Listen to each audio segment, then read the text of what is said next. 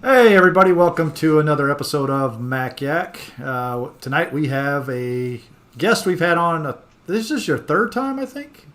Fourth time this time. Fourth? Really? Wow, I lost count. Yeah. But Madeline, she is actually now our Mac Yak webmaster as well now. So she's actually updating all the content on the mac-yak.com website. So anything that goes wrong, anything that is missing, any problem whatsoever, take it up with her. Yes. And is it still preferable to say development at the moment? So you're going to use Jay's excuse then, right? It's in development. Can I just confirm that I'm being punished for being last by being in the information strip? Blame Jay's wife for that. she made the. He's hiding. GT puts it up in the order in which we joined the Skype call. So Yeah. you wait till the last minute to join the call. And I got punished. Bruce is about to get Bruce has taken out by become the launcher icon. Yeah, so he moves himself. He moves himself up. He's like, "Yeah, there we go. Now I'm above the." He's gonna be like paddling like this. Wait till we get some of the longer strips that cover you. At least, no, there's going to be trouble there. I'll just make lots of noise. So you could blame Wendy for this. She's the one that did the background. So. All right, guys. So let's go ahead. We got a whole lot tonight. So, Madeline, hold off on your story yet. I know everybody in the chat wants to hear the story, but we're going to do our news and announcements stuff first, and then we'll let Madeline have at it there. Make him beg for it. Exactly. All right. So first off out of the bat is the IBM PowerPC 750 runs the Mars Perseverance rover. Not surprising because that CPU is actually one that has actually been radiation hardened for a long time. Mm-hmm. And to be honest with you, they don't need to do a whole lot. It just needs to be able to do basic functions like move the rover around and stuff. I mean, it's processing images, things like that. It's not rocket science. Yeah. So, but I don't. Well, yeah, no pun intended there. But I think it's a pretty cool thing. But a lot of people are saying, "Oh, it's a Mac. Does it boot up in Mac OS?" No, it's running its own NASA software. There's no Macintosh ROM. Yeah, it's just a PowerPC 750. You know, the reason why they're using them, like we said, is that they're already proven themselves as being radiation hardened, so they don't have to go and reinvent the wheel. And they're reliable. Yes, very reliable. Tested that's the main tried reason and true. for using it. Yep. Oh, exactly. Yeah, they're not going to send up some newfangled thing up there and be like, "Oh, wait, there's this bug. Let's go fix it." Oh, wait. We can't. Yeah, it's not like they could call, Apple Care or something, right from the. We got a problem. Remember, Apple wasn't the only company to use PowerPC processors. Oh, yeah. I know. I'm just using them as an example because we have the Genius bars. They're not going to call the Genius bar and say, I have this PowerPC, but it's 500 million miles away. Can you come and fix it? Can you zap the PRAM?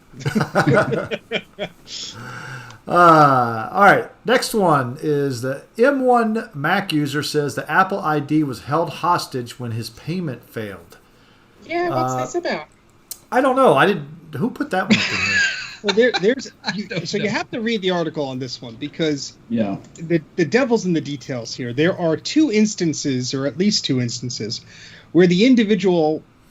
So the whole purpose of the whole source of the guy's frustration is he bought a computer, but I think he had to send back one in order to get a discount from Apple or something like that. Recycling or trade-in or whatever. Trade-in, yeah. So essentially, he forgot to send his machine back, and Apple either contacted him, he ignored it, or the details in the articles that someone will paste into the chat. But essentially, he forgot to send it back, and then he forgot to follow up on something. So he forgot twice. So there were two things that the ball was in his court, and he forgot. Now look, we all forget things, but he's saying, "Oh, they held my Apple ID hostage," and blah blah blah blah blah. And it's like, okay, yeah, well, that stinks and all, and that's actually, it's good to know that horrible things like that could happen if you screw up with your Apple Card or whatever. But I don't have too much sympathy for the guy. Yeah, I think there's a lot more to that story than that, and it's just one person. But to be honest with you, I think they're not going to hold your ID hostage. I mean, yes, they're not going to let you buy anything off the iTunes store or stuff like that if you don't pay them. But, I don't think they're going to not let you log into your computer. Well, that's the problem with, Apple IDs and all that stuff. Like it is heavily linked into your system. Mm-hmm. So he was having a problem with I believe he couldn't log into the iCloud website at one point. I'm just skimming the article now to find out the details, but there's he admits that there's the lack of attention on his part was a problem. Yep. All right. Anything else on this before we get into some of the good stuff tonight? Just pay your bills on time, or at least pay attention to the emails that they send. Yeah. Just because Apple sends you an email saying past due, you better do it. We kind of need to talk. Yeah. He was so overwhelmed by the user experience that everything else just flew out of his brain.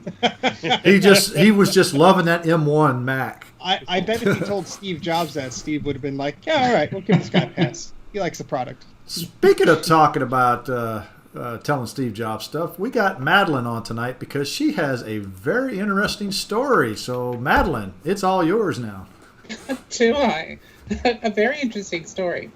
Well, I happened to accidentally mention that I'd met the man in the chat last week, and you guys kind of freaked out about it. And before I tell this story, I'd just like to say, he's just another guy. He's just another dude. And if you work in corporate circles, then you're bound to meet somebody at some point, and you're bound to meet the Jeff Bezos and those kinds of people, and they're not kind of the demigods or the rock stars that that we tend to make them out to be. I guess in Steve Jobs' terms, he's had an enormous amount of movies made about him and documentaries, and one that comes to mind is Steve Jobs, The Man in the Machine. Have you guys seen that one? No, I've not. I have to watch that. I haven't seen that. Did it come out after he passed away, or was it an earlier one? Yeah, it came out after he passed away, and I've got to tell you, don't bother watching it. Because it's an Apple hater and a Steve Jobs hater making a hour and 20-minute whinge fest about the sort of guy that Steve was, and it's just not really fair. The old "don't speak ill of the dead." I mean, yeah, the guy had a temper, and yeah, the guy yelled at me, but I did see this. But he was kind of a good guy. Yeah. And I did see this. He was, and he was a very ordinary guy, and he took mind-altering substances and did all the kinds of things that we do in naughty fits of pique. And I thought that fellow's treatment of him was really unkind, and it was just, it lent so far in one direction that that it was just false. Oh, okay. Yep. I mean, I think that we covered this a little bit in last week's show, is that a lot of the time the stories that have been written down and recorded and passed around are the bad ones. Yeah. The ones with him doing something awful to someone, or saying something awful to someone, or him, I don't know, taking credit for someone else's idea or something like that. Someone coming to him and offering him an idea, and he says that's crap, and then a few days later comes back and sort of pretends like that idea was his own. And a lot of people said he genuinely forgot where some of those ideas came from. But just because there are these stories floating around of him doing these outrageous things in the corporate world, didn't mean that he was a 24/7 asshole. It just Oh, we're demonetized. No. More than 5 minutes. And he was actually one of those types of guys that we used to call it the public mortification. And he loved the public mortification of everybody at some point, and it kind of, and it put you in your place for some kind of reason. But he could do that, and then 3 or 4 hours later, you could be sitting having a drink with him and a laugh, and you kind of forget all about it because he's a charismatic dude. It was one of those kinds of things. But how it came about, I was working in public relations design and advertising, and I've talked about that before. And I got into working in financial communications. And the way that I got into working in financial comms was I just said yes to everything. So you're a yes man. Yeah, somebody would come along and say, and I'll use a project as a particular example. So this fellow came to me on about the 9th of December, I think it was in 1993, and he worked in finance, and he was working on a hostile takeover which was launched over Christmas. His nickname was the Undertaker.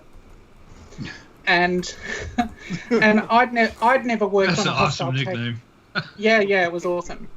I'd never worked on a hostile takeover before, and he came in and he said, "Look, this company is launching a takeover right now because the print timeframes for the response document means that you will have to find printers that will work on Christmas Day, Boxing Day, and the next day. And then we will have a response time period, which means we have to get another printed document back to shareholders on New Year's Eve, New Year's Day, and the 1st of January. The 2nd of January. So, and he said, can you do this in this time? And I said, yeah.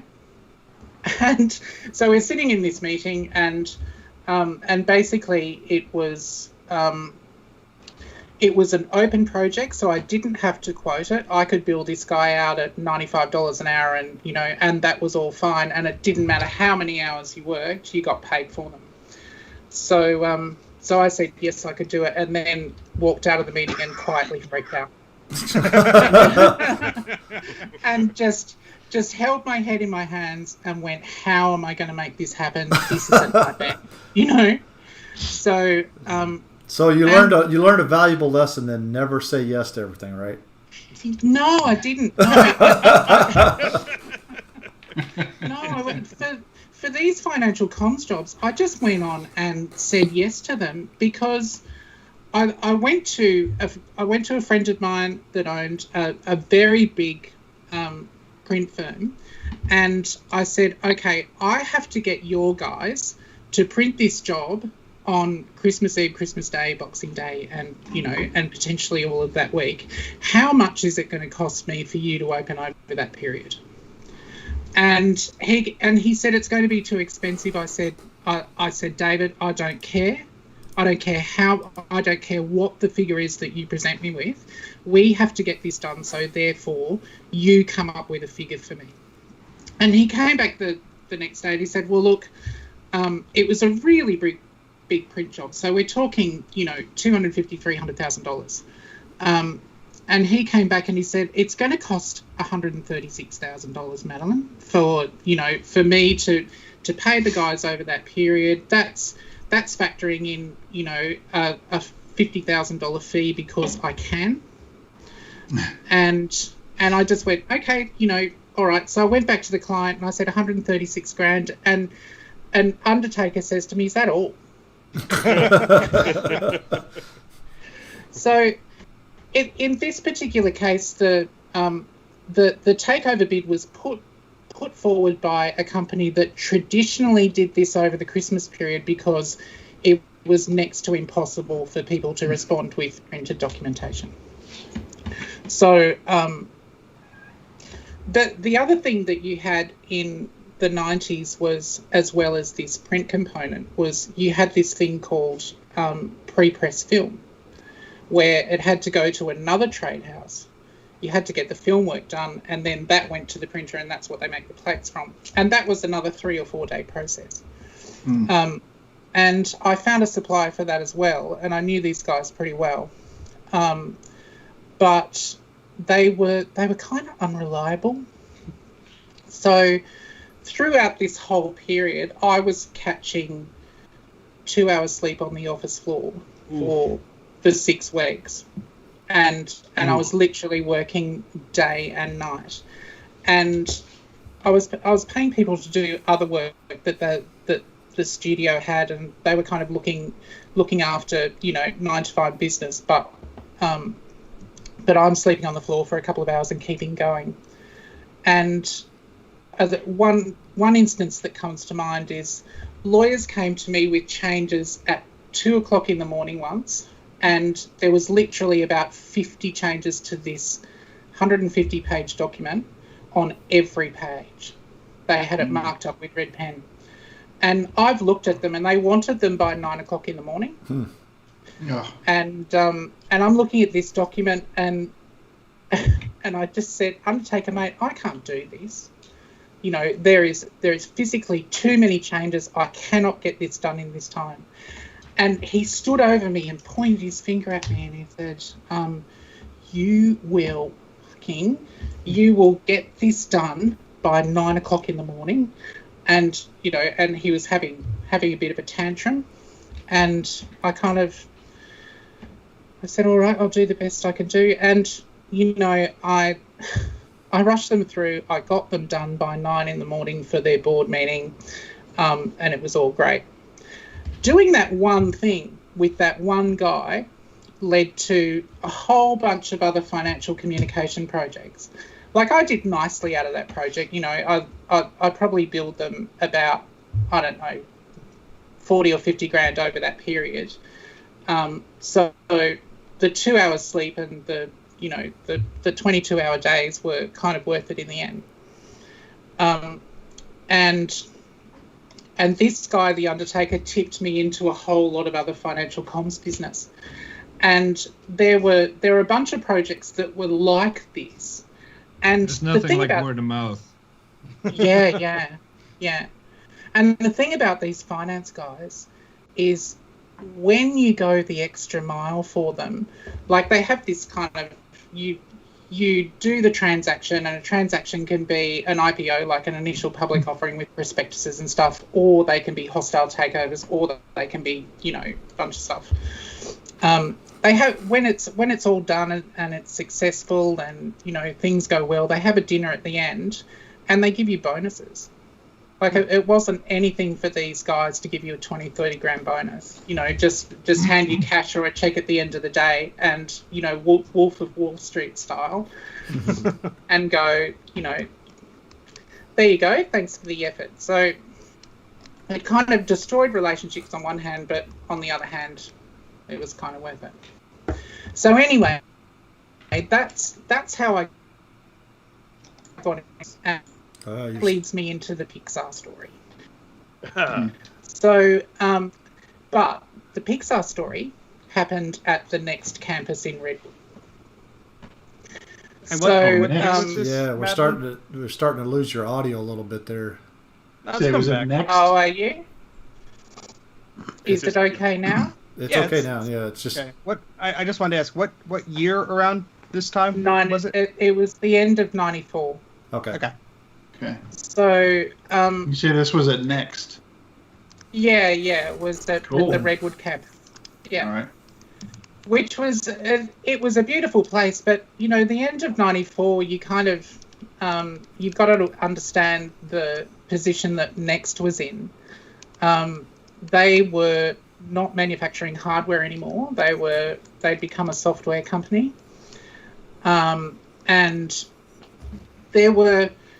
And industry-wise, in public relations, design, advertising, Next had been a bit of a dismal story. The launch of the Next Cube was problematic. Steve produced these brochures that were bigger than letter size. They were square brochures to match the square cube. Of course. They they printed 100,000 of them, and they cost them something like $2 a unit. Then they discovered that they couldn't buy envelopes to fit them, so they had to manufacture those. So they cost them another $1 something a unit. At least. And good old Steve Jobs wanting something that's not standard, huh? Yeah.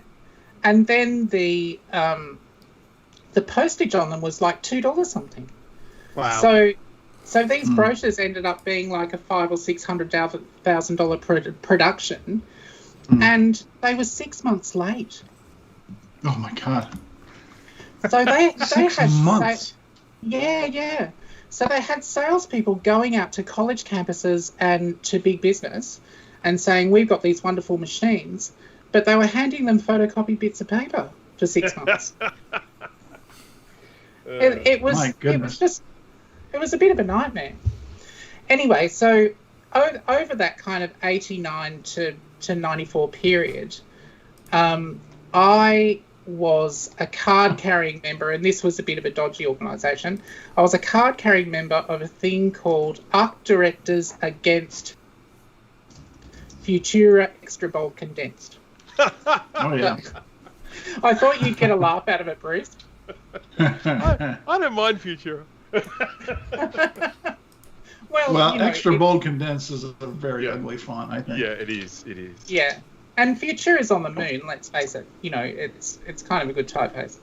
But everybody between 1989 and 1994 was using this typeface, and Next did as well.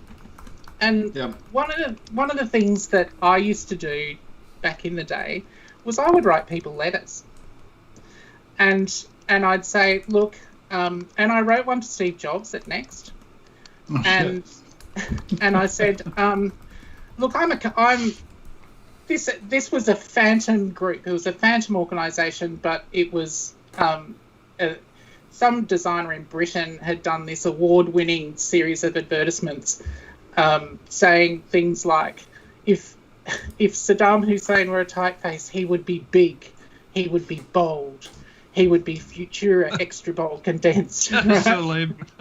And they won awards for it. So I sent Steve a letter and said, man, I expected more from you. I said, yes, your design and advertising includes this typeface. There are award-winning advertisements about not using this typeface. I expected more from you. Anyway, so Undertaker comes along and he says, Pixar are wanting to list and we'd really like you to be on the team for the IPO. And I said, oh, great, Pixar, that's really exciting. And then I realised, this is going to be, this is going to end up being a meeting at some point with Steve Jobs, and I've been sending him letters saying that his design and advertising is rubbish. I know the story is still going, but from what I understand so far is that whatever happened, you had it coming. I did have it coming. I 100% admit that I had it coming. You were definitely poking the bear. Yeah, I was poking the bear. You just poked him a little too much. Yeah. So we front up to Redwood, and and it's beautiful offices, and I get introduced, and after waiting for like 45 minutes, we turn up for a 2:00 meeting, and then wait for 45 minutes for his worship to turn up. His what? His worship. And we had the introductions, and we're just talking about the way the projects work, and I'm emphasising the entire time that these are great. These processes are really time sensitive. You have SEC filings to meet. Then you have a bunch of deadlines where you have to have printer collateral in in potential shareholders' hands in a certain amount of time. You know, you've got a really protracted time frame to produce all of these really big documents.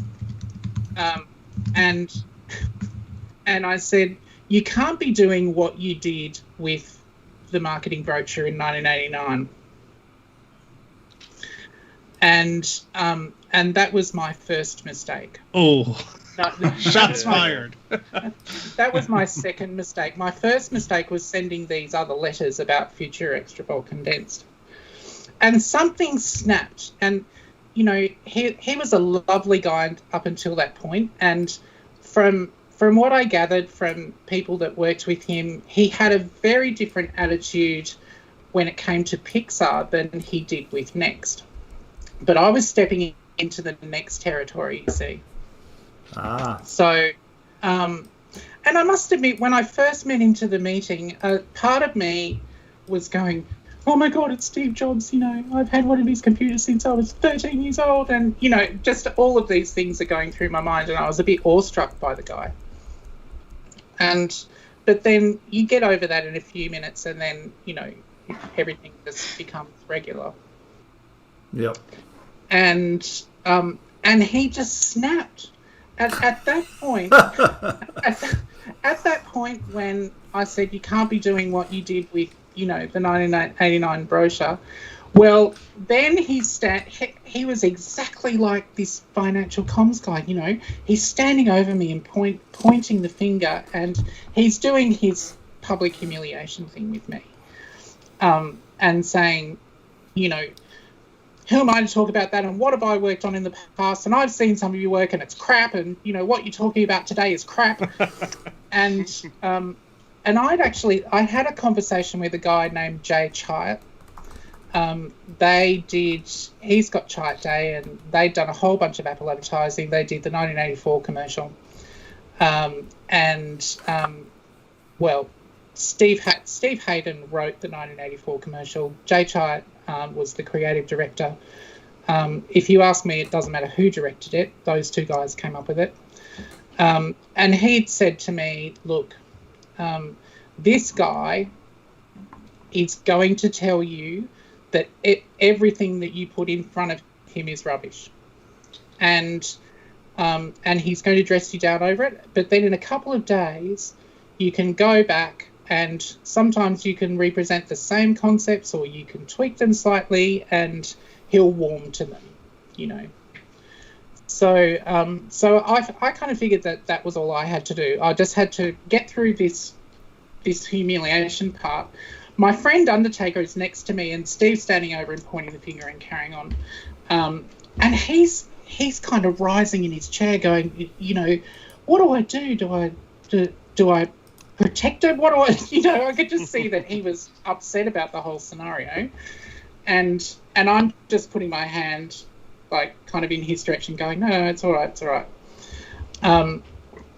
And I think, like I said in the intro, once we got past that bit where he had asserted that he was, you know, the big alpha male fellow, and he was the boss of everything, then that kind of put me in my place for all of my previous transgressions, and he was kind of a nice dude after that point. So basically, the whole story is that Madeline poked the bear, and the bear bit. It reacted. It's interesting because, I mean, everything you described there, just based on the stuff that I've read, just sounds so totally in character. You know, I mean, yeah. It's kind of good that he didn't disappoint. You know what I mean? So yeah. he did what you kind of expect from him. So yeah, no, that's good. I was thinking that I might get through the meeting without being yelled at, until he put two and two together and realised that I'd been writing in letters, and he'd obviously taken notice, which surprised me a little. He didn't respond, but it was clear he read them. But look, there is really only one important question: did they keep using Futura? Do you know? I don't actually know. Because you got fired. No, I went on to do work on the Pixar float, and and that was great. And then I didn't see the project through to completion because I had an accident and wound up in a coma for a while, and just didn't get to finish the project, which was a shame. I was really looking forward to it. That's a twist. Jesus. Yeah, it was kind of a twist, and then after that bizzo happened, my mum was dying of cancer, so I had to come back to Australia and kind of deal with that. So all right, this story has taken a turn. Yeah, okay. We weren't expecting to have all of this, but yeah. Yeah. Anyway, no, I'm just saying that I didn't get to complete the project, but when after this kind of initial couple of meetings with Steve, then he hired a guy named somebody Levy, who was a marketing fellow who, he was an accountant, and he took over the that side of the business and primarily dealt with him. So there was just that kind of intro meeting and then concepts going past him at various points. But the details of the project. What went into it. So is this something we can look up? Must be maybe in the archive somewhere. We'll be curious to see the end result. Yeah, I don't see a lot of those old filings. I don't even know where to find them anymore. And anything that's done in the early 90s pre-internet, there's not a lot. Like I probably have copies of some of the work in boxes in my garage in the backyard. I kept a copy of basically. Steve, that sounds like some archive stuff, right? Yes, I'll be right over. If you weren't in Australia with spiders the size of my head, I'd be there tomorrow sorting through it. But a really interesting thing that I just wanted to mention was that whole thing about Steve's attitude with Pixar, because once again we know Steve is this this guy that has this sort of behavior and stuff like that, but Pixar in itself was an amazing thing that he did, because he essentially saw this guy John Lasseter and some of the people that were working with him and recognized they were at a loose end. I think Disney didn't want them. They didn't know what to do with them. Yeah, because this was back when George Lucas had the company and it was just hemorrhaging money. Yeah. And so they kind of let him go, and Steve Jobs saw him and just saw this incredible amount of talent and sort of set up Pixar really as an avenue for John Lasseter, and just kind of fed them money for years. I mean, they used to enter their animations into competitions and Academy Awards and stuff like that for the short clips and that, and they just kept winning them year after year. And it was an amazing thing, because it was, the Pixar ended up becoming, an incredibly profitable company. But for years, Steve just was feeding them loads and loads of money just because he couldn't bear the idea of this talent not being channeled somewhere. And out of his own pocket too, Bruce. That's right. That's exactly right. And and I think that really says a lot about the guy. Mm. Yeah, he was a very different guy with Pixar, and they had a commercial part of the operation. So they made workstations and render-man software. Yes, yeah. So the workstations, I think they sold about 100 of them at $135,000 each or something. Yeah, I think they were primarily bought up by like medical imaging centers and stuff like that. Yeah.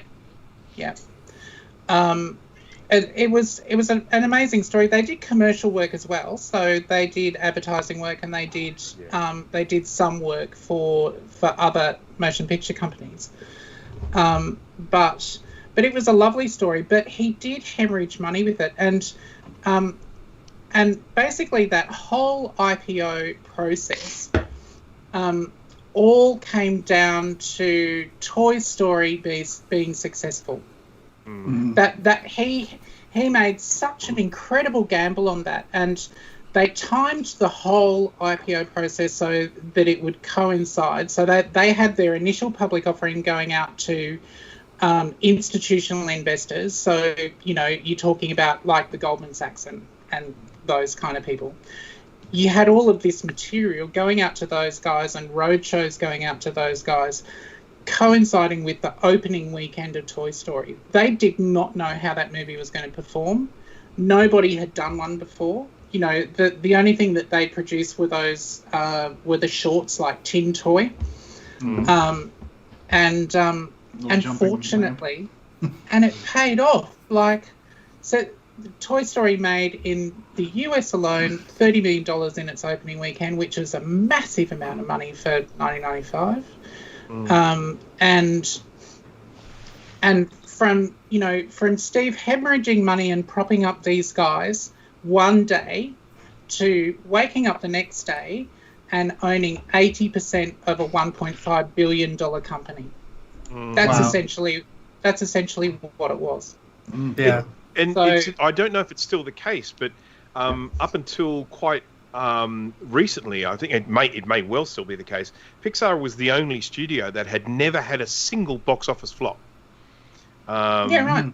Every single movie they had made had been a profitable movie, and no other studio out there had ever done that before.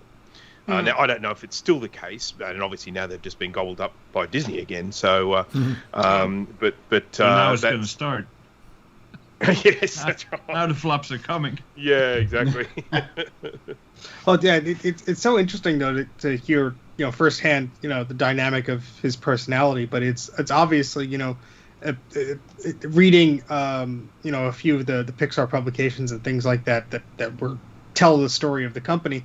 It's interesting to sort of realize that was sort of his baby. He liked Next and everything, but he really saw this stuff, and it was completely. It called to him from the other side of his interest and his personalities. It was like why he enjoyed the calligraphy classes at his school and stuff like that. So it was like the completely other side of his brain, which is interesting to sort of contemplate.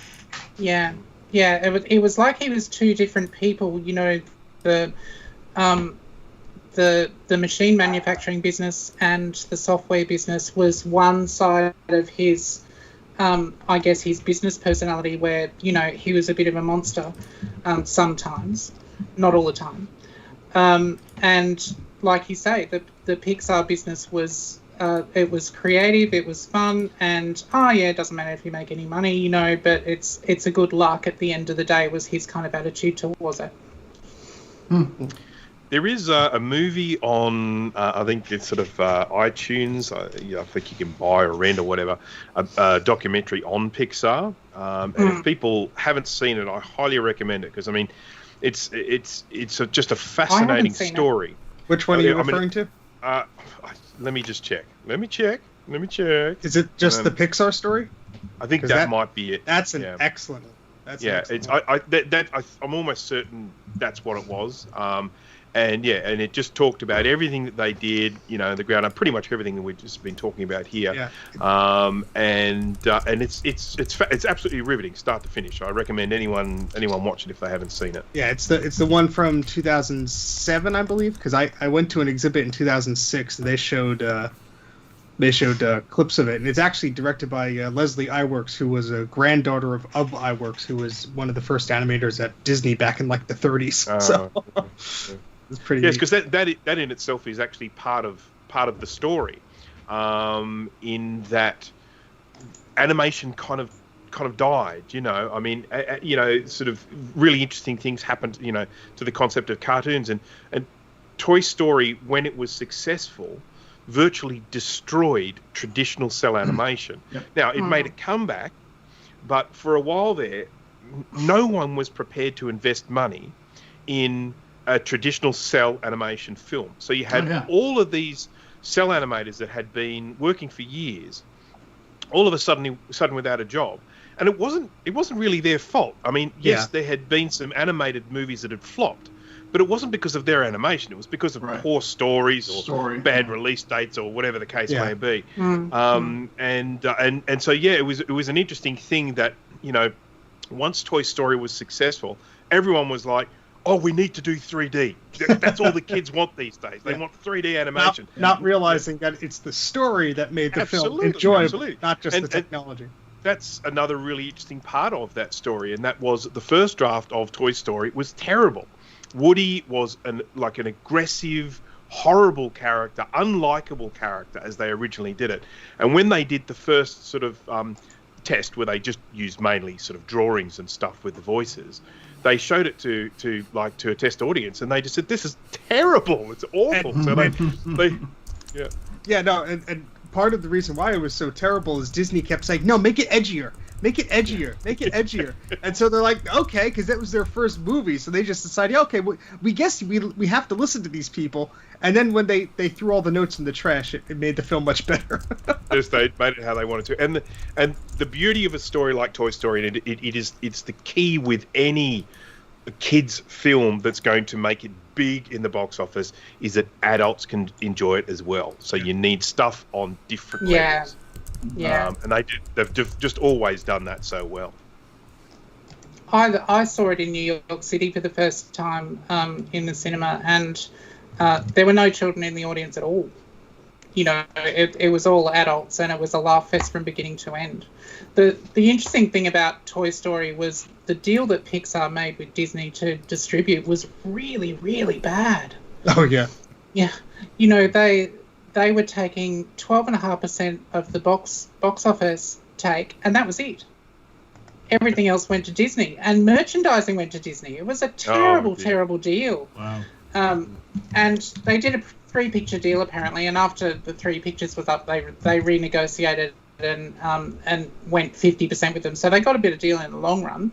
And I think institutional investors saw that. They went, well, this is a bit of a rookie move. You know, you've got a shit deal with these three pictures, but based on the way they're going, you're going to get a pretty good one down the line. Yep. You know. All right, guys. Okay. Well, we need to kind of move on a little bit, but for sharing. Yeah, I appreciate that, and that's actually a pretty good story, and glad we, like I said to our everybody watching out there, we heard this the first time just as you did, because we did not talk to Madeline about this at all. We only knew a hint. We knew some hints. But I have to admit, last week when you said that Steve Jobs yelled at you, I was thinking, okay, she's in a group of people that he's not happy with, and he's not singling anybody out. No, he's standing over you, pointing at you. You smelled his breath, yeah. But you know, I think that just the final thing that I'll say about that whole situation is this had happened to me so many times before, and particularly in high stress environments when you've got these fellows with kind of a megalomania complex, which you get in corporate in the corporate US, and you get in corporate Australia as well. Then you got to put up with a bit of this stuff occasionally, you know, because everybody likes to have a bit of a vent and get angry about stuff, particularly when there's huge amounts of money involved. So I'd been through it before, and I don't think it was as mortifying for me as it is for some people who, you know, potentially, I don't know, guys or whatever. If people haven't experienced that sort of thing at work before, then it would be pretty scary. But, you know, I was a bit like, oh, this old chestnut, you know, it'll be right. I'm just glad it was a story about the Steve Jobs and not like, you know, Steve Jobs from the pub at Wagga Wagga. That's next week. Yeah, that's next week. All right, guys. So let's we got some more stuff to talk about tonight, and man, that was about half the show right there. So yeah, but that's good though. Joking when I said it this morning. Yeah. All right, so we lost everybody viewing. Yeah, actually we did. We've been staying pretty steady right now. So no, we still got a few people here. I mean, everybody is seriously lacking on hitting the like button. But yeah, I know. We're sticking around. Yeah. If you all hit the like button, I'll upload something to the Internet Archive that is Apple related and does not exist anywhere else tonight. So I'll hit that like button. Yeah, nudes of Steve, right? What could it be? All right, so let's go ahead and move on. Sorry, GT, before we move on. Several comments in the chat that of people saying they wouldn't mind having stories like this once a month, and it's a great story, amazing story. So, yeah. Think up some more. You might be back. Oh, look, I've got thousands of them. Let me tell you. Oh, Lord. There we go. There we go. Episode 110. Yeah. You're welcome on Open Talk anytime. Yeah.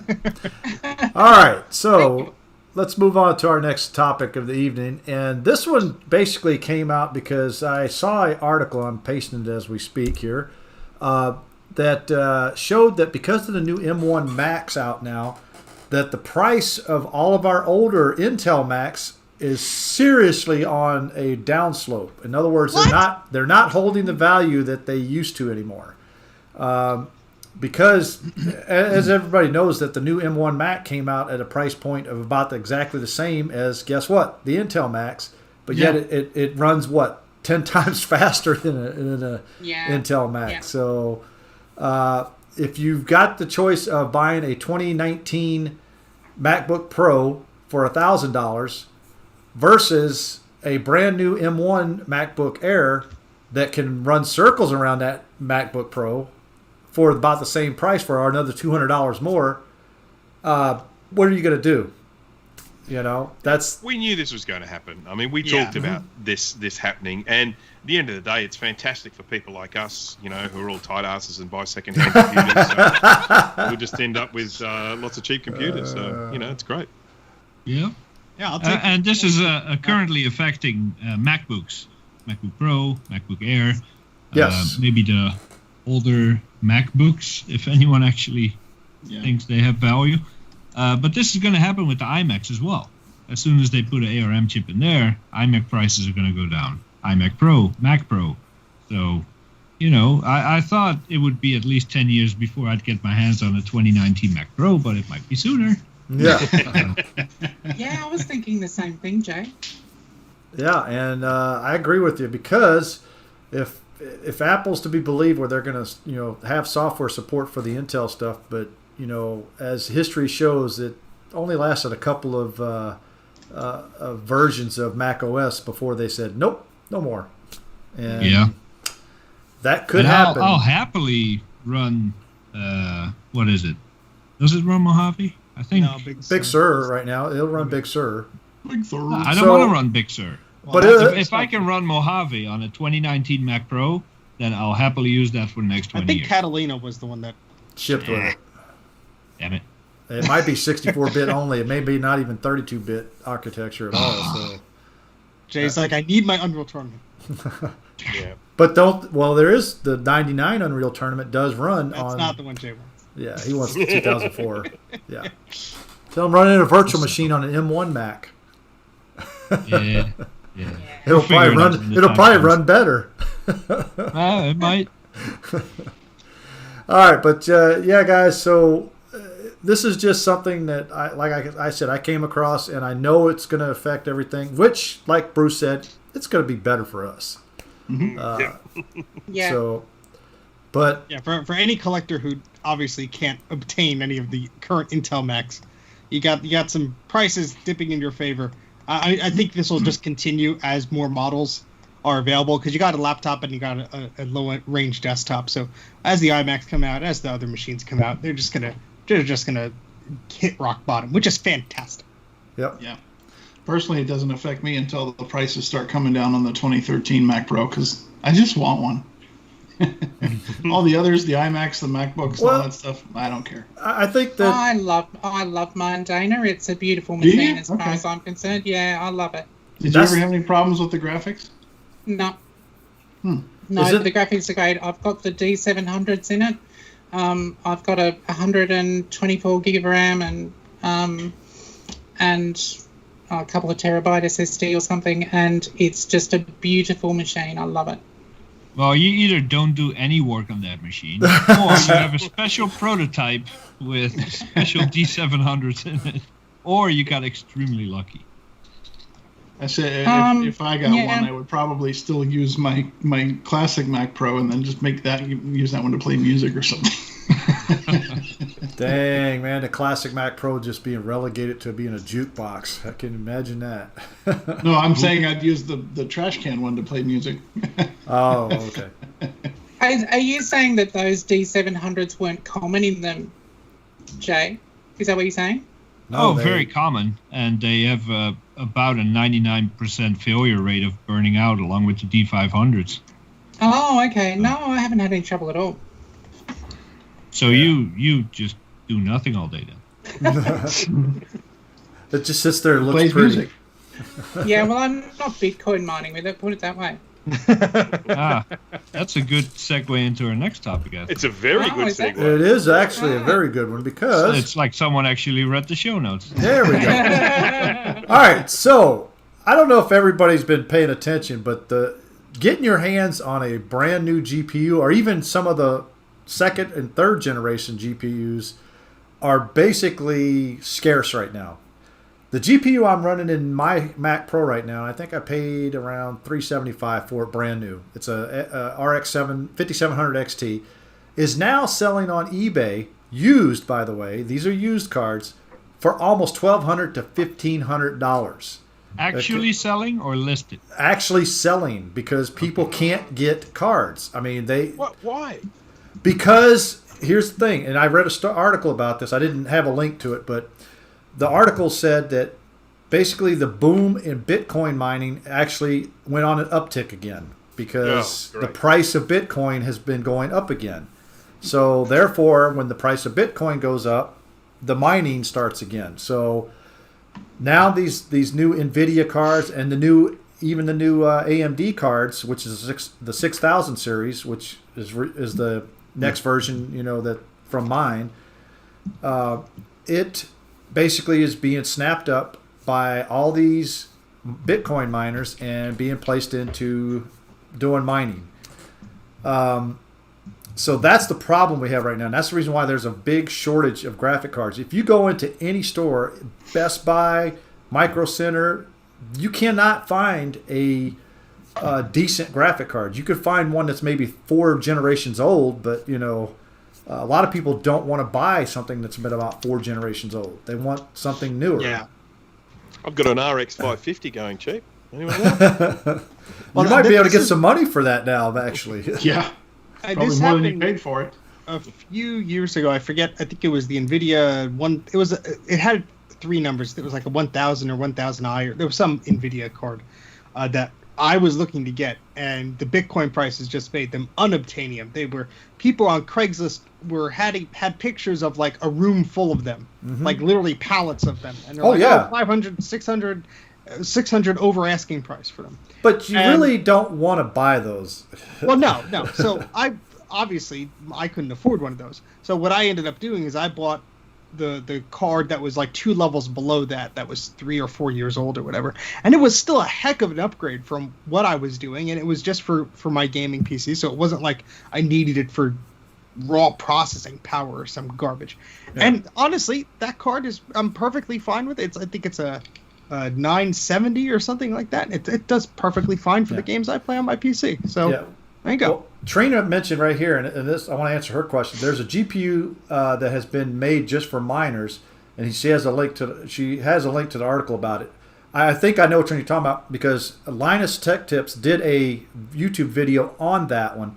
And basically what it is NVIDIA is trying to pull a fast one on people, and they are putting a Bitmine card out, hoping that they will buy that one and not the gamer one. So what they're doing is they're underclocking and making it almost impossible for you to use the full capacity of the GPU for the gamers, but yet let the miners actually use the full capacity of the card. So he said that is crap because basically all it is a driver thing, and NVIDIA controls the drivers, and so the driver looks at it and says, okay, this is a mining card. Guess what? I'm going to open up all the speed on it.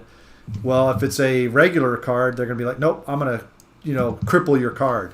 So you're buying they're exactly the same, but it's just the way the software sees it. And Linus did a very thorough study of this, and he found out that NVIDIA was trying to pull a fast one. So, that's a bit sneaky, isn't it? Yes, it is. And that's one of the reasons why I probably will not ever buy an NVIDIA card, because NVIDIA is doing that. Now, so far, I know AMD has not done anything like that, but who knows? But this was NVIDIA's way of trying to make GPU still available for the gaming public. You know what I'm saying? But it's not working. Yeah, I mean, I think they're all. I mean, whenever they ship out these modified chipsets and things, I mean, Intel does the same thing. They'll disable a core and firmware or software so you don't get as better performance on the Celeron as you do. And I mean, it's just a manufacturing thing that they do. So I would put it past any company to do that. They're all sneaky. Oh, exactly. And Yeah. but to be that dishonest and try to sell the same exact card that miners are picking up is just ridiculous. Miners are going to pick up the gaming card and just put the drivers on and say, guess what? Now I can run. They're going to find ways around that. Yeah. So. Oh, of course, yeah. They're just adding gas to the fire there. Mm-hmm. Yeah. But yeah, I would right now. In fact, my wife, I know Jay's going to go, ugh, but I'm trying to build. She wants me to build her a gaming PC. So we've been buying parts and stuff for her, and I told her right now. I said we could find everything you need except right now, and it's going to be the most expensive part, the GPU, because that right there is like Steve said, unobtainable. You are a shitty husband, GT. You should offer your graphics card and downgrade your Mac. No. Yeah, that'll happen. Jay, let me tell you a 2-letter word. No. No, you're right. And now GT is going to disappear from the frame as a phantom arm grabs him. It's real easy to say that word to Jay, but your wife? Yeah. But anyways, guys, so trying to find the GPU is going to be the hard part about doing her build. We found everything else we need, and pretty much we could buy the whole computer. And then for the same price I'm buying all those parts for, I could probably buy the GPU. Yep. So yeah, it doesn't affect me that much because I usually work with low to lower end graphics cards. I don't really do much. But yeah, if my card dies today, I have to go out and buy a new one. Then what? And it's going to be expensive. Well, you got a 580, correct? Yeah. Yeah. So that one actually is probably one of the ones that's still selling pretty high up. I bet you could probably get double what you paid for it. Oh, at least I looked it up. Yeah. So, does anyone know whether the sort of the manufacturers are actually raising their kind of wholesale price of these cards at this time, or are they still being sold, by sort of Nvidia in that at the same price, and then they're just being marked up by the resellers? Yeah, they're being marked up by the resellers. What's happening, and this is what's happening a lot today, is they go on sale on these corporations' websites. In fact, Nvidia screwed up the release of the 3060s, 3080s, and 3090s, which is their newest version, because what happened is that they released them, but let the bots have edit on their website. So the bots bought everything up before a real human being could actually purchase one. So that's the problem they've been having. Now, Best Buy had the same problem. They did the same thing, and the bots were buying it up. Now, Best Buy's changed it up a little bit where you actually have to do a lot of stuff to enter in manually. However, by the time you enter all that stuff in manually, you've probably already lost it because 20,000 other people are trying to do it at the same time. But so it seems to me that under those circumstances, then the manufacturers of the cards really aren't benefiting that much for it. They're just selling the same quantity at the same price, and then it's just running out. So I mean, if they want to actually benefit from it, if companies like sort of Nvidia and what's the other one, AMD, AMD want to make money out of it, they need to step up their manufacturing. That, and this is my solution to it too. Instead of offering them online, they need to offer them in brick and mortar stores. And when you go in to buy one, you can only get one per person. You're still gonna have lines out the door. That's fine. But they're doing Really? that already with hard drives. Yeah. Like if you go to Best Buy and buy a hard drive, like I tried to do it the other day, they only let you buy one of them. You can't buy two. Mm-hmm. Why? That's your solution, GT. That is my solution because And that's coming from the guy that 3 days ago was ranting and bitching about not being able to buy more than one Raspberry Pi. well, yes. One per customer. But I found a way around that. Well, no, actually, I could buy more than one, but the way they set their pricing up at Micro Center is that if you buy 2 or more, they put $5 more per pie on it. So but I got mine. 15-minute window pickup, so you just order it while you're walking around in the store, and then you pick it up at the other counter. There you go. And then a million times. But that's how they combat the because the pies I bought were $30 a piece. Okay, however, if you buy more than one, it's $35 a piece, and then if you buy more than 10, it's like $40 a piece. So they add like more money on it, so it makes the scalpers not want to buy. But their scalpers are still going to buy it no matter what because. But what are people buying? Like, I mean, you're saying, Steve, that there's a limit on hard drives and we've got a limit on Raspberry Pis. Well, why is there a huge rush on these? I think it's just excuses to limit. I mean, I have no idea why. There's just some lame excuse for it. I don't know why. Yeah, I don't see any limits in previous years. Well, no, it was Micro Center had the same. Sorry to cut you off, Jay. They had the same thing like 2 years ago when the Pi Wireless came out, because there was such a demand for the wireless one that there was just one per customer. Okay. I was talking to some dude at that works in Micro Center, and I asked him because I went there to buy some filament, and I asked him about the Pi. Oh, you actually went to it. This usually, yeah. I finally, I left my credit card at home though. I just took $40 in cash, and that was it. No risk.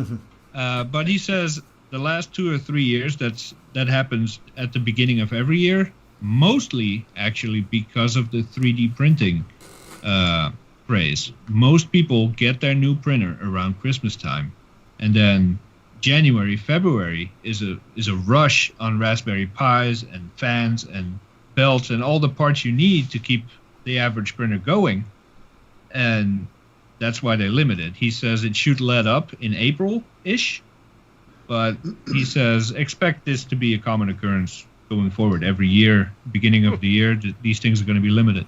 Well, that's the reason why I got my Pi, was to put on my printer. But I bought an extra one to play with. That's why I wanted the second one, just to play around with it. Wow. Yep. So stupid printers. Greg likes his Pi. Yeah.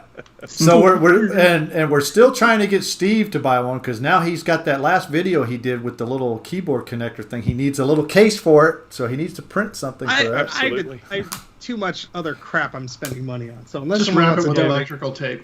Dude, I've got a list here, Steve, of things that I want you to buy. I'll share it with you a little bit. It has to benefit me directly. Or I have to accidentally bid too much on eBay and go, crap. But see, once that never happens. Once that 3D printing bug gets you, though, man, it's. I have too many bugs that are getting at me. So get in line. Yeah, so do I. I get a bee in my bonnet about something, and I spend way too much money occasionally. You almost spent too much money just recently. Oh, that wasn't too much money. That was actually a bit of a bargain. Really? Wow. Oh, yeah. Those systems. Yeah, so, it was. We'll have to save that for another time, but that story. So. Yeah. That's a story for April. Yes. All right, so Madeline's story time. Yes. We'll make that a little story time section on here once a month. Gather round, children. Yeah. All right, so the next topic we got up is no more lightning connector possibility. Thank God. Thank goodness for that. So here's the question. Really? Are they going to go to USB-C on everything? Because I know they did that with the iPad Pro. There's USB-C port. I think that's the most logical choice, yeah. Well, isn't the EU making it compulsory that any phone sold in the EU has to have a USB-C connector on it? Are they? Which is just ridiculous. But I don't see how governments can mandatory make you a manufacturer do something. That's what stupid. They're doing. Have you been around the last year? The government is doing a lot of crap. I know. You may not see how they could do it or agree with it, but they're going to do it. I mean, obviously, there's no way they can stop people buying things from overseas and then getting them, imported, buying them on eBay or whatever. But what they're essentially saying is that anywhere in the EU that is selling phones must have a USB-C connector because they're trying to standardize it.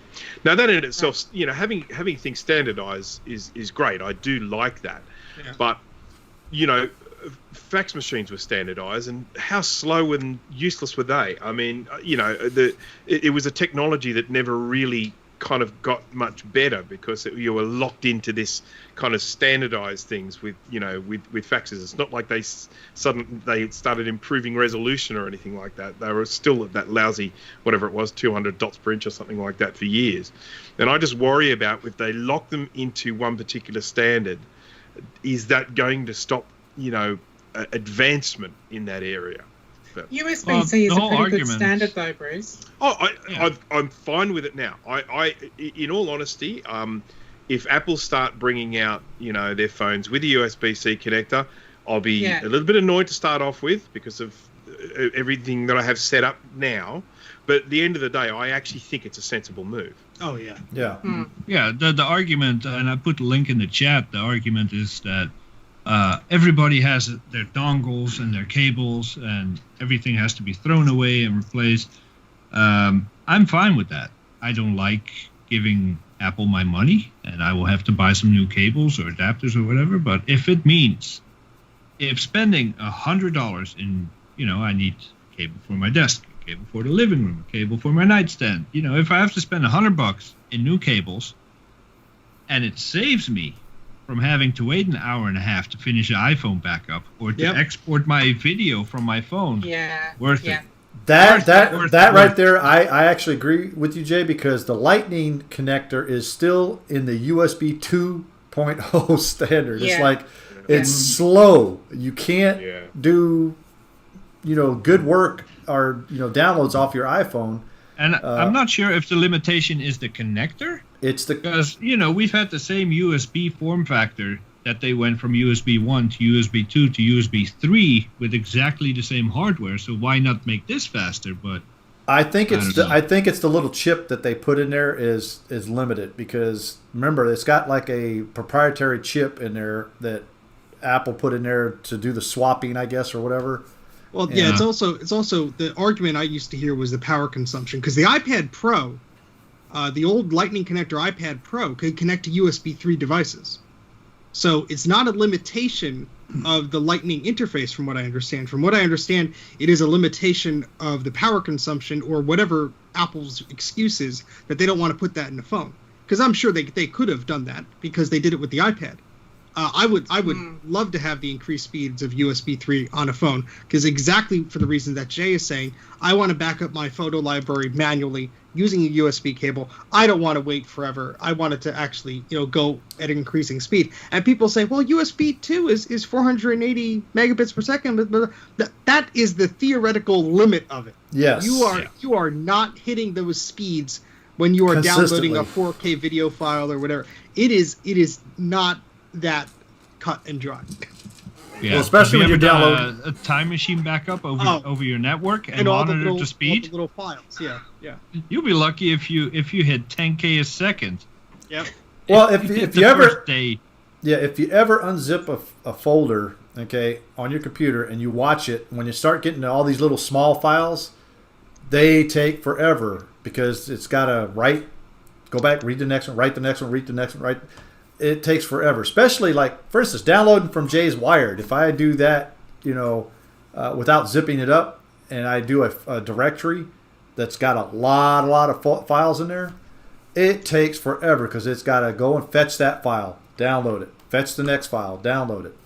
Yeah. But if you have it compressed, it only does one file. It does it much faster that way, and I think that's the biggest problem with what Steve was trying to say is downloading all those photos. You're doing one photo at a time, and you're not getting that speed that you're at 480 megabits per second. You're never going to hit that. And I think there's a stability issue, at least on the maybe it's just my stupid phone, my stupid machine. But whenever I go to copy like a large file, let's say a 5 or 10 gigabyte video file, I'm using image capture. I do it one by one because if I select more than a few, the machine or the phone just goes, no, it's unknown error. Sorry, can't do it. Well, it just craps out. So. Trina even says right there, it makes it easier for those of us who use an Android. And why are you using Android, Trina? That's sacrilege. Well, there's a reason. It has a darn standard port on this stupid thing, and you could buy a cable from anywhere. You could buy a dock for Christ's sake. Well, you got to remember, too, that Apple's not even giving us cables anymore, or they're not providing a charging block anymore. Yeah. Good. They don't have to. Just give us the damn port. They're giving us cables, but they're not giving us charging blocks. So, yes. I think all of us here have a phone with a notch or a bulge of some kind by now, right? Oh, yeah. Either the camera sticking out or you're missing a chunk of your screen because of... Okay, so I think it would be perfectly acceptable to have another bump at the base. You don't even need another bump. A nice, juicy FireWire 800 connector. And I would be very happy. Make it FireWire 16. Very happy. Only Jay wants to go down in speed, not Gigabit up. Ethernet. Yeah, Gigabit Ethernet. I want what about a mini DIN, Jay? Like, we've got a mini DIN on this somewhere. Nice. So, Yeah. Is that I'm showing off the prototype. You got to see. And this thing is wide enough for a SCSI connector on the side too. No, just put IRDA in it, infrared. It's wireless. Oh God, that's slow. That's pushing it. I think the people that get upset the most about changing of connectors and stuff like that are people who have bought docks. You know, they've got it set up with their alarm clock in the morning where they can sort of dock their phone into it and charge it, and it works as an alarm clock or something like that. And so I think they're probably the ones that will be most upset with it. I mean, for me, it's just changing a handful of cables. It would be no real big deal at all. I would enjoy buying new cables because you don't have to buy them from Apple. You can buy them from anywhere. Yeah, but it's funny that you mentioned the dock thing because you still go in hotels. Or I was on a cruise in 2018. They still have the 30-pin connector. Yeah, I've seen that. And the best thing I saw was someone took a 30-pin to lightning adapter and just super glued it to the bottom of the dock. and if you put your phone in there, it would like fall because there was nothing to support it. I mean, I understand people that are upset after they made investment into. I had that with the 30-pin switch to what was it, Lightning? Lightning. There's nothing in between, right? No. Yeah. I had, and I got this with an employee discount at the time. I think it was Harman Kardon. And it was 2005 or 6. They made this speaker that looked kind of like a football or a Zeppelin. The thing was huge and heavy, and it had a 30-pin connector, and it cost $600. Now I only paid $200 for it, thank God. But when the next phone or iPod Touch had Lightning, I was like, crap, this speaker just became completely useless. No, not really, because I actually have a couple of 30-pin to Lightning adapters, and they're little small blocks. That's all it is, and you can put those. Yeah, in but there. the whole base, the stand, and the cutout, everything is designed to fit with the direct connection. As soon as you put those connectors in on docks, as Steve was just saying before. I mean, they end up hanging off, and and they're not good at all. Yeah. But I think the thing for me will be I won't have to take as many charge cords away with me, or I won't have to have a little USB hub in my car with 3 different standard charge cables. So, because I travel a fair bit, and I've got to have 3 cables in the car. I've got to have USB-C, the Lightning connector, and the old mini USB as well. Mm-hmm. It's a bit rubbish. Yeah, and even if they switch connectors today, we're going to be dealing with this for the next 2-3 years. Because I'm not going to overnight phase out all the old equipment I have. Yeah. And I think the reason Apple is so hesitant for it is they get a royalty for every made for iPhone, iPod That's cable. the reason why it's been so slow right now. Because I'm sure that is playing into this, but I say rip the Band-Aid off, give us a new port. I cannot care less anymore. I want the feature of the speed. I don't care. Steve wants to start recording in 8K. Yes. I mean, until USB became USB-C, it was rubbish. The idea of a connector that only goes in one way, and the micro USBs, where if you push them hard enough, you can actually jam them in the wrong way and completely destroy the connector. I know that. I just fixed one for Mike. and that to me has just always been one of the worst designs. But USB-C is a solid connector. I like it. It's a good one. So yeah, I'm happy with that. If it had been sort of like going to micro USB or something like that, because I mean there are so many micro USB devices out there. That is a really lousy connector. Oh, I know. My Pis have that, and it's because you gotta actually look at the connector really close because it's it's not very intuitive on which way it goes. You know. That's exactly right. It is stupid. Yes. I mean, I don't mind the USB, the micro or the what was it? The micro or no mini USB. Those are no problem, but those actually mess up a little bit too. Yeah, bit. Yeah. But those still get bent up and stuff too. But you got to remember though, USB-A was a really good design because it didn't really mess up as much, even though you can only put it in one way, which sucked because especially with the iMacs with it on the back of it, you're like, okay, why is it not going in? Always get it wrong. Exactly. It's a 50-50 shot. Guess what? You always even when you get it right the first time. And then you flip it over and realize that you can't get it in, and you go, oh, it must be the other way, and then you realize you had it right the first time, and then you go back again, and that happens all the time. Yep. So it's that 3-shot thing, you know. Or if you're trying to stick it into the FireWire port because you can't see back there. Wait, we should have made The this legend of a whack. USB connector is that you have to do it at least 3 times. Well, speaking of that, let's go ahead and move on to our next one, which is, guess what? Eep if you have, crack if you haven't. And Jay, let's make that the very first one here because I know we have only one in here, so we're going to have 2.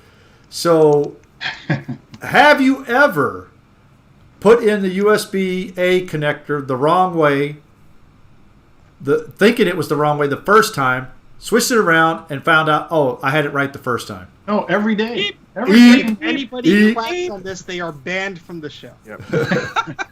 Every day I do that. I did that today. I was putting my computer together in here and just I think probably 5 or 6 USB cables, and at least half of them I did that. Yep.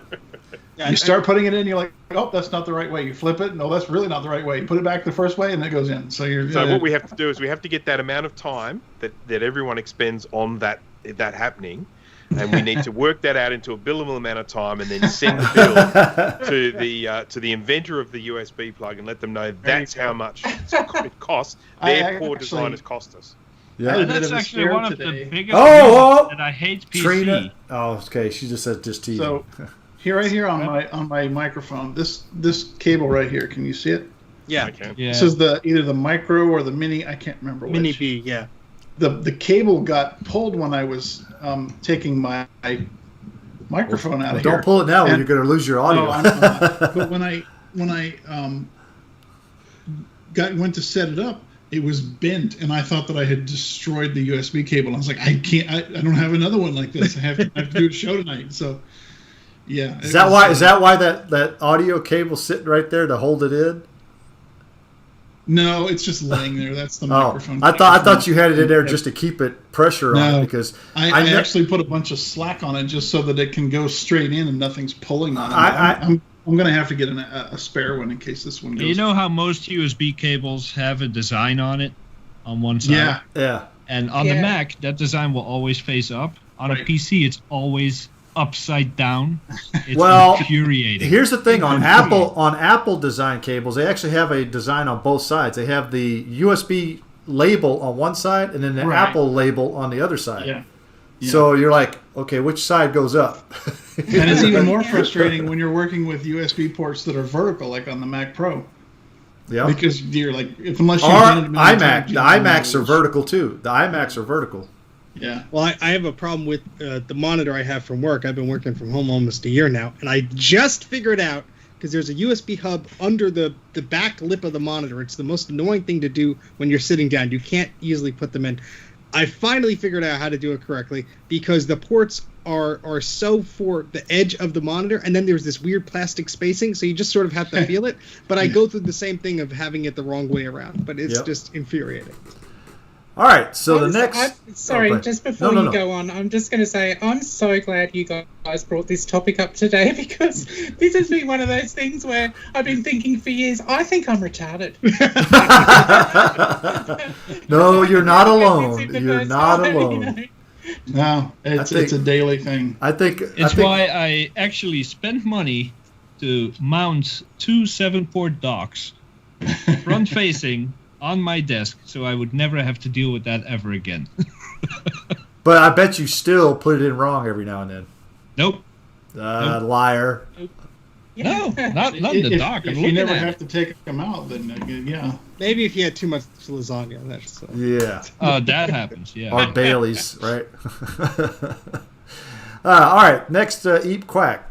Have you ever pulled the wrong power plug, powered down your Mac or external drive, and lost a bunch of work? Eep. Eep.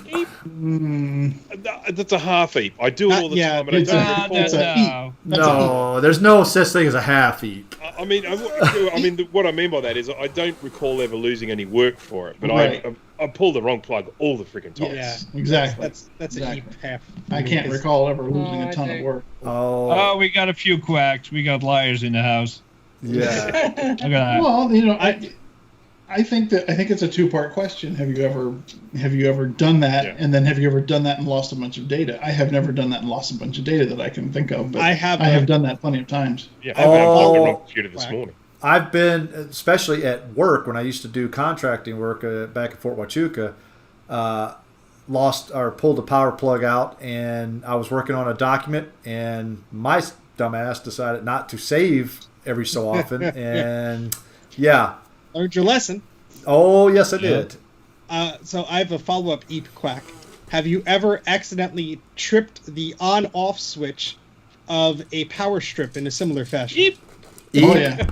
This afternoon. Especially if it's under your desk. That's why I don't put it under there. So, Jay, is that why your printer was offline? No. That's on the power strip for a reason. That's why there are certain power strips I have where they're taped in the on position because they were on the below my desk, and every once in a while I'd be like, why isn't the printer working? It's my dumb. Sean has a good one. Have you ever done it to a server that people were connected to? I've done that. Yeah, I have done that. Steve, watching some of your videos or your lives, on a server at work, and I will shut it down and then go, oops, because I remember. Yeah. At least with the server, sometimes I get a warning, like there are X amount of people connected. Are you sure you want to do this? Right. But that's when you do a graceful shutdown through the Finder or whatever. But if you're like, okay, so that's the backup, that's the clone, that's okay, I can switch these two off. And before the fans are done spinning down, you hear in the background, what the There used to be somebody at my old job, and their stance was they would go into the network closet and unplug something and say, well, if somebody really has a problem of it, we should hear screaming in about half a second or so. Never fails. All right, so that sounds like what we got for Eep Quack tonight. Anybody got anything else they want to put in here before we move on? Have you ever been screamed at by Steve Jobs? We should only get one Eep here. Yeah.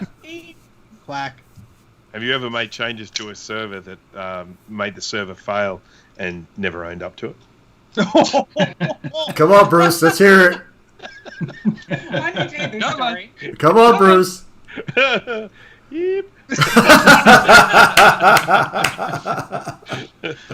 At least I catch you every time you do it on my server. How catastrophic was it? It had to be restored from a backup. Ooh. Oh, wow. That's why I was a little small Eep. Or a sheepish He is Eep. taking on new clients, by the way. I did something Hire with confidence. I did something similar to that when I started. I just started a new job, and they were showing me how, because they would pull files from the file server and work on it on the desktop, copy them back, and I had the window for the file server open and the window for the job open, and I closed the wrong one, and I selected a whole bunch of folders in there, and I threw them in the trash. And the guy next to me happened to see that. And he goes, "Crap!" And he like stopped it. And he said, "That was the server." And it was just a simple like you just logged into a Mac. It wasn't an actual like managed server or anything. So yeah, they had to go and pull the backup. There was a guy, a story of a guy. This was last year or the year before that, where he got a job and he was like an entry-level engineer, and they gave him instructions of how to log into the server. So, you're starting out a job, someone gives you instructions and a tutorial of how to get used to your tools and your environment and everything. Well, the dummy who wrote the tutorial decided to give him the production database information. And so, of course, part of the tutorial involved like deleting and moving stuff. So he deleted all production. And there was no backup. And this guy was fired because he was just sitting there following his instructions. Oh, God. Oh, that's shocking. Right. Yeah. Can I make a small segue? I don't remember how long ago this was, but I think it was a Super Bowl commercial from Apple where this guy gets hired at the Apple data center, unplugs the wrong thing, all the App Store servers go down, and the world descends into chaos. Remember that one? Oh yeah. No, but that sounds funny. I think it was like a No. WWDC opening or something. Oh yes, you're right. That is the most brilliant commercial Apple has ever made. I love it, and that is a very good example of unplugging like the things wrong like thing. we're on fire in the streets and stuff like instant. Yeah. So, I some haven't woman seen on that. the Send street me- like, "You want to buy my selfie with a printed poster selfie?" It was awesome. Send me the link to Really that, well Jay, done. because I literally have not seen I that. think I've seen that one before. I think but it was it's- the yeah. 20. It was either the 2019 or the 2020 WWDC. Yeah. I want All right. to say it was the 20. I haven't watched those. So. So, speaking of which, we got the next topic here. I think Dana has a little story to tell about why you should actually, if you buy something, why you need to actually open it up when you actually get it. I have one to back I them up. haven't done that, Dana. I don't actually have it in here, but so okay, about 3 years ago, I bought a SCSI PCI SCSI card for PowerPC Macs. I think it'll even work in Mac Pros, and I was like, if I ever need to plug in a SCSI device, I'll have this. And it was like $30. I said, this is a steal because SCSI cards were not, and still are not, very cheap in a lot of places. So anyway, I bought it, and I on eBay. It was shipped to me. I looked at the box. I said, oh, it's the actual box. And it was said that the documents were in there, the software, the card, and everything was in there. Long story short, I had some health issues for a while, and yesterday, was it yesterday or the day before? I went to go and get that card out, and I was going to put it in one of my G4s here. And I opened the box, and I'm like, oh, there's a documentation, there's a warranty card, that's cool. Oh, there's a CD. And I get to the bottom, and there's the silver bag, and the silver bag is empty. There is no card in this box. For 3 years, it sat there just waiting for me to be disappointed. So yeah, if you order something online, whether it's on Marketplace or Craigslist or eBay or anything, and you get it and you're like, I'll get to that later, don't, because you need to open it right there. Yeah, it's good. I have a having few to get boxes I should probably open up tonight. that So happened. do I, Jay. So do I. Yeah, the same exact thing happened to me, Dana, so don't feel so bad. I bought a Radius Video Vision card, which is for like $50, and it came to me, and it looked like it had the Nubus card in it. I wasn't familiar with the exact look of the card, and it was in the silver, the anti-static bag. mode. There you go, thank you. And opened the card up, and I'm like, yeah, okay, that looks like it. Well, there was a huge dongle that you plug in to get all the ports out of the card, and I didn't test to see if that plugged in because it was a DB9 and a similar DB9, like the VGA one or whatever. So I just put it away, and of course last month when I was doing January rather, when we were doing the challenge, I tried to plug it in. I'm like, it don't plug into the thing, and I realized that Nubus card was a completely different Nubus card. It was not the Radius one. It was whatever somebody must have replaced the Radius with, and the old card went in the box, and so So we should all collect our unopened boxes and do an unboxing stream next week. You start the stream. You start the stream, Jay. No, Mac Yak, I mean. No. Do it separately on your channel. I don't remember how that works. I know. It's been how long now?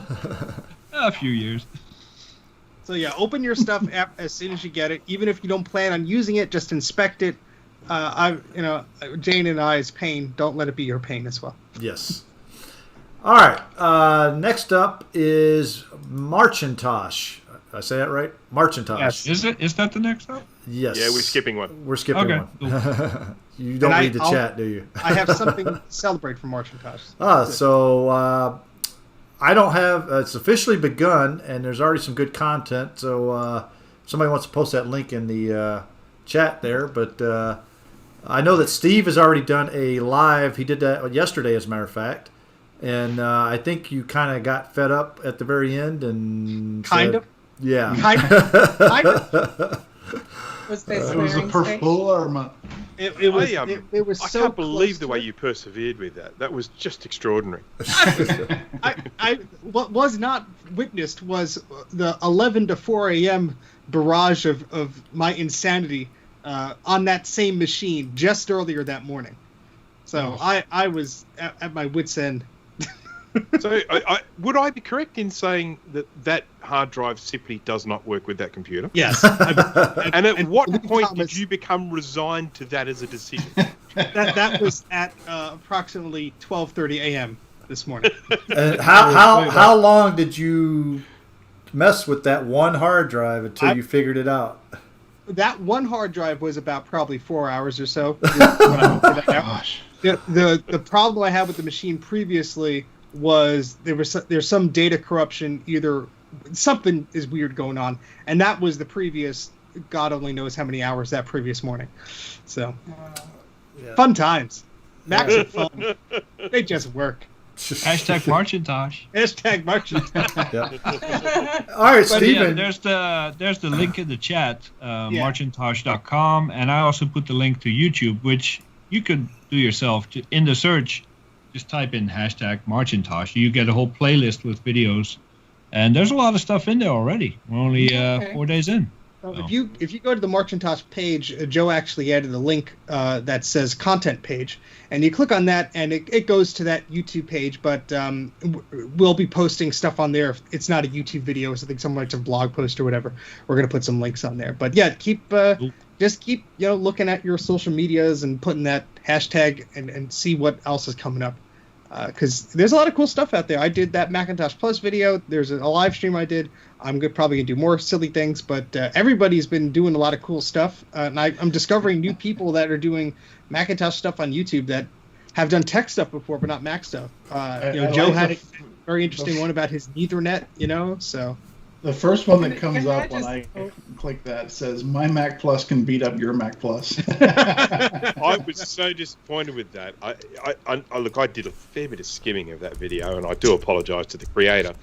But as far as I can tell, it was an emulator. It wasn't a Plus. Okay. What he did was he used the ROMs from a Plus, and then ran that with some sort of 68K emulator or something like that, like an Amiga-based thing, and so it was, and so it wasn't actually a Mac Plus. It looked like a Mac Plus in the screen.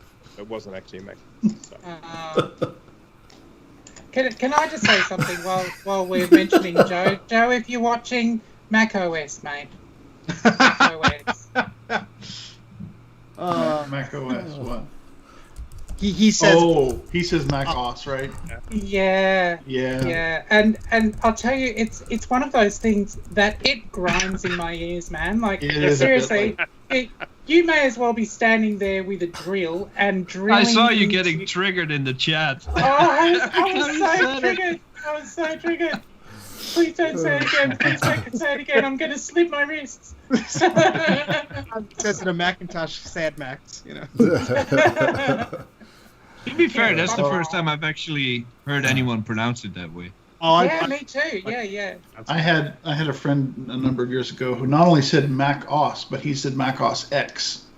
And I was just like, oh my God, dude, I am going to punch you in the throat. And I actually told him one time, I said, you realize it's Mac OS 10? I know, but I like the way I say it. Well, I don't. And Bruce has a similar trigger with a guy that says measure instead of measure. Major. Hey, it's like a Midwestern thing in the U.S. I'll sit there. I sit there to call it OS X. So I mean, that's just me, but you know. Well, you're only half wrong then. Yeah. Oh boy. But I do have a little Marcintosh go for style gift. So this is something I'm going to be putting into the chat. So let me paste that in. You've probably heard this sort of teased months and months ago, but essentially the story is that I got my hands on a pretty full-size collection of these Apple Sales and Marketing CD-ROMs. Pretty full set. There's many more to be uploaded. This is the first of many. And so the link I put there is the Internet Archive version of this. There's 2 discs that are properly archived in toast format. We have 2 CD images there, and then there is a OCR, that's a text searchable PDF of the index sheet that comes with it. And these 2 discs are filled with stuff that was aimed for, it was provided by Apple to people who were selling these machines, who were marketing these machines, who were supporting these machines. And this stuff is just stupid cool. I was going to say super, but I said stupid. But anyway, it's both. It's stupid cool and super cool. And there's just a wealth of information on these discs. There's some WWDC clips on here. There's these Macromedia Director things you could do. There are these tests and demos that Apple did that you could do, QuickTime stuff, PDF stuff, all sorts of photography and stuff like that. It differs from disc to disc. Some of them are just boring sales stuff. But this stuff was not available anywhere else. And I have to thank Grudy because he helped to purchase these discs. And then they were not as described, so they were returned. But I kind of duplicated them before then. So Sneaky. That was a fun 6 hours. Oh God! It was so funny because I remember at the time. I mean, you were just determined to get every single one of them imaged, and you were just nothing was stopping you. Yeah, I think the statute of limitations has expired, so we can elaborate. I had my Mac. I had the G5 Tower, and I had the G4 MDD. They were all ripping discs, as quick as they could, because the guy wanted the discs back as soon as possible. And to be fair, he sold them in another week or so. So, I mean, it's not like, I was doing anything. But, yeah. So, I didn't put them up then. I didn't want to, cause any stir or anything like that. But it was just a perfect example of somebody listing this saying, hey, it's a complete set. And then you look like, all right, well, disc 3 out of this is missing. Disc 4 out of this is missing, etc. Oh, that's yeah, and it was a lot of money too. It wasn't we were splitting halves and quarterlies or whatever on things. So I'm very happy to release these. I'll be doing more. I just have to crop the images and the scans and all that stuff. But Jay's helping me too, so thank you, Jay. And there's some excellent stuff. Jay can't breathe right now. Jay can't breathe. That's okay. He'll breathe in his own gas and he'll be okay. And so yeah, there's more stuff coming. So just keep an eye out on. I think you could sort of favorite my my library. I think they call it. And there you go. I hate that website. Their search is worse than Macintosh Garden. Their search. That's pretty what bad. the heck? Yeah. What? All right, guys. So What website do you hate, Jay? He hates archive.org because he doesn't know how to use their search. Oh, yeah, okay. I expect a search to be I type in a word and it gives me results that are about that word. That's how a search should work. That's what we all expect. Yeah. All right, so we're about done with tonight's show, but we're going to go ahead and do some shameless self-promotion here. So any of you guys got anything going on that you want to promote? I missed a live stream last weekend, and I apologise to everyone. I will make up for it this weekend. How dare you? I know, it's terrible. And Like it's March and tonight Tosh and after Mac Yak? Probably not. It'll probably be tomorrow, my morning, so Friday night in the US time. Yeah. I did a thing. What thing did you do? I did a couple things. He actually has a new There's- workstation. Ooh. That's the scanning station. Nice. That's the G4 I was trying to put this guy. I love that zip tower. Yeah. It's And full. so, is that G4 the one that you put new fans in? Was it that one? One of them so far. I bought the big 120 millimeter fan has been replaced with a Noctua fan, and then the one for the power supply is coming probably tomorrow or Monday. So I'll do that next. Like, Then, what sort of G4 is it? Sawtooth, 450 Okay. megahertz Sawtooth with a gig of RAM. I put a DVD-ROM in it and a zip drive and SCSI card, Ethernet, gigabit Ethernet card. There's a USB 2-port USB card in it. So that's running very well. Awesome. And then I don't know if I can do this. This is the other thing I did. Oh no, my cable's too short. Oh no. Oh no. Well, anyway. So there's. You can post blurry. pictures on Discord. Yeah. There we go. We So expect that one- live streams now. I need an adapter for this one, but then I have Nice. the big 30-inch, and then another 23 over there, and then the computer is down there, And your fax machine. and the fax machine, I'll fax you. and a printer, and a cat in the Dead hallway. cat. And the cat, nice. Oh, everybody's getting dizzy. Yes. I'll keep it brief. I'm gonna clean my office. Yeah. Oh, by the way, I didn't film any of that because this thing, whenever I film something now, I get like this ticking staticky sound in the audio, and That's good. nobody can hear it when I'm talking on the phone, so it has to be, I don't know if it's like the camera. It sounds like when you have a camera where the focus is starting to go and you can hear it trying to focus, but I can't imagine all the way up here it's picking it up down here, but I don't know. Don't those have two microphones? Yeah, Yeah. the microphone is next to the Oh, camera. that's true, yeah. So I don't know, but I was looking at new Get iPhones yourself an today. external microphone. Yeah. I Yeah, could do very that. nifty. I could do that. So All right. Good old any- plug for Road there. Anything else, guys? No, I'll be doing something. I don't know what it is yet. And we'll watch. Yes, Yes. hey, yay! Probably bringing a hammer to that performer. All right. So if there's nothing else here, we're going to go ahead and move on to our last little part of talking about our Discord server. If you're not a member of our Discord server, follow that link, and you could become a member and join us in our massive Discord that we have over there. We have a lot of fun over there. Also, make sure you hit that subscribe button. Or if you know some friends that are not subscribed, get them on here, get them to subscribe, and make sure you hit that Yeah. bell icon. It is your job to convert all your friends. That's Exactly. how this works. Exactly.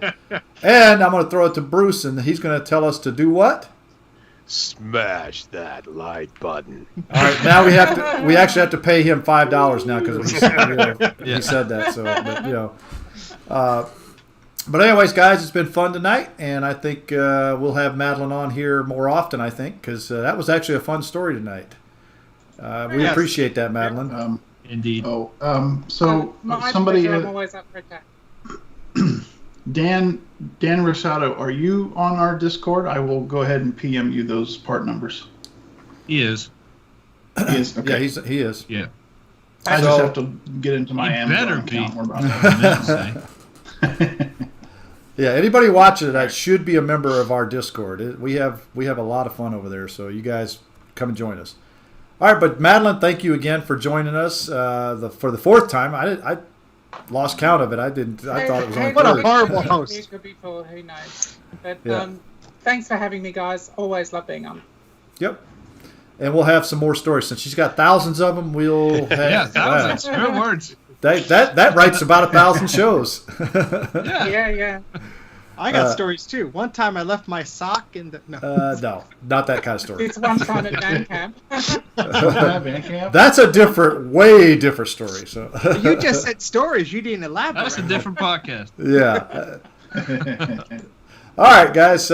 Steve, you want to mention that you do a live on? Is it Saturdays now or? It depends. I'm gonna try and have one depending on what's going on this weekend. But there may be another open talk episode coming up over the weekend. Sunday seems to be like the perfect time where everyone loves these things. So I'll see. But it also it's into my relaxing time. And you've only had one guest so far, twice, right? Well, there's a few others that have said they could join. I just haven't had dates assigned. Okay. Have you asked me? I don't know. There was some asking around in the Mac Yak group, and you might have ignored. I didn't get asked. I didn't get asked. It was a general ask. He knows better than to ask me. I didn't get asked either. It's beige. No, Mike and I had a live one, so we were together. Yeah. Exactly. No, but anyone is welcome. I'd love to hear about your roots of how you started with Mac stuff. So. Yep. It's a pretty good little podcast. I think it's going to take off pretty good there. So. Thank you. Yeah, I don't know whether it's a podcast or what. It's just me yakking. So. It's kind of a podcast. So. I know. It's a thing. Yeah. Yeah, it's a thing. All right, guys. So it's been fun tonight, and we'll catch you guys next week. See you same channel, same time. Bye. Bye. Adios.